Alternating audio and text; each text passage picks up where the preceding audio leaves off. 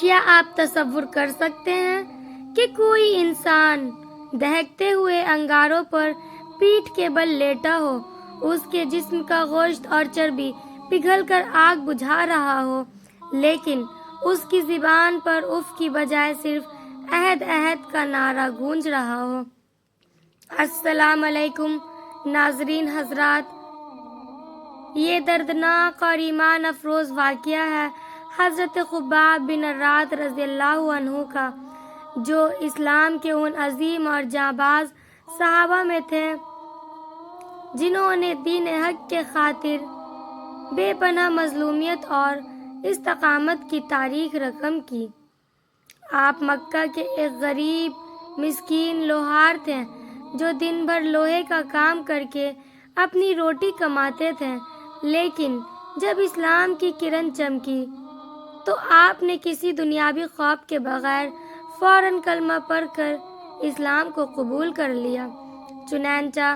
آپ کا کوئی بڑا قبیلہ یا پست پناہ نہیں تھا،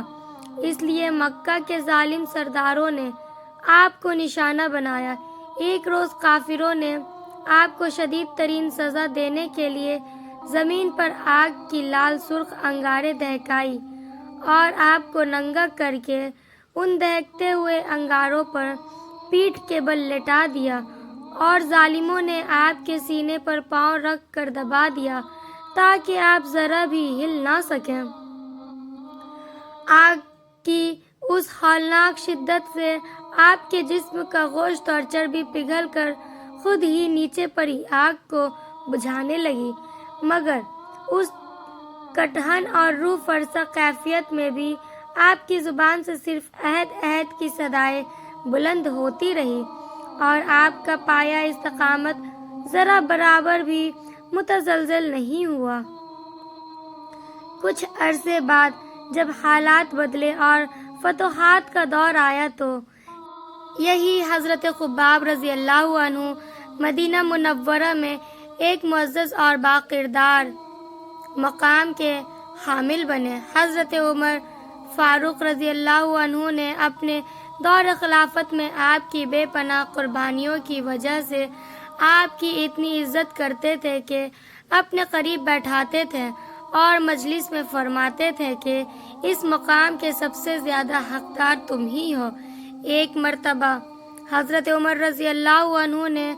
آپ سے پوچھا کہ مکہ کے دور میں آپ پر جو مظالم ڈھائے گئے تھے ان کی کچھ نشانیات آج بھی باقی ہیں؟ تب حضرت خباب رضی اللہ عنہ نے اپنی پست پیٹھ سے کپڑا ہٹا کر دکھایا تو اس پر پڑے جلنے کے پرانے اور گہرے نشانات دیکھ کر امیر المومنین حضرت عمر رضی اللہ عنہ کی آنکھیں پھر آنسو سے آ گئیں، اور انہوں نے فرمایا کہ آج سے پہلے میں نے کسی انسان کی ایسی حالت نہیں دیکھی تھی۔ دنیا بدلی، حالات بدلے، اور بعد کے دنوں میں حضرت خباب رضی اللہ عنہ کو مال و دولت اور دنیاوی عشائش بھی خوب ملے، یہاں تک کہ ان کے پاس کافی سونا چاندی جمع ہو گیا، لیکن وہ اس دولت کو دیکھ کر خوش ہونے کی بجائے اکثر رو پڑتے تھے اور اپنے پرانے دنوں کو یاد کر کے فرماتے تھے کہ مجھے ڈر ہے کہ کہیں ہماری اس دنیاوی خوشحالی اور راحتوں کی وجہ سے ہمارا وہ اجر کم نہ ہو جائے جو ہم نے حضور اقدس صلی اللہ علیہ وسلم کے زمانے میں مصیبتیں اٹھا کر کمایا تھا، کیونکہ وہ دور ایسا تھا جب ہمارے پاس کفن کے لیے بھی پورا کپڑا نہیں ہوتا تھا، اور آج ہمارے پاس دولت کے انبار لگ گئے ہیں۔ آپ کا یہ خوف خدا اور دین پر کٹ مرنے کا جذبہ پوری امت کے لیے ایک زندہ جاوید مثال ہے کہ دنیا کی بڑی سے بڑی تکلیف بھی سچے مومن کے لیے ایمان کو متزلزل نہیں کر سکتی۔